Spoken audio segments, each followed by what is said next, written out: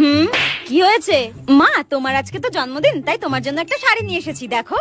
শাড়ি নিয়ে এসেছিস আমার জন্য? কই দেখি। এই দেখো, কত তাড়াতাড়ি মেয়েটা বড় হয়ে গেল। বাহ, শাড়িটা তো খুব সুন্দর। কত নিয়েছে? ওই 2000 টাকা নিয়েছে। কত? 2000 টাকা? তুই এক্ষুনি শাড়িটা ফেরত দিয়ে আসবি। ধর। তো 2000 টাকাই তো দাম এগুলোর।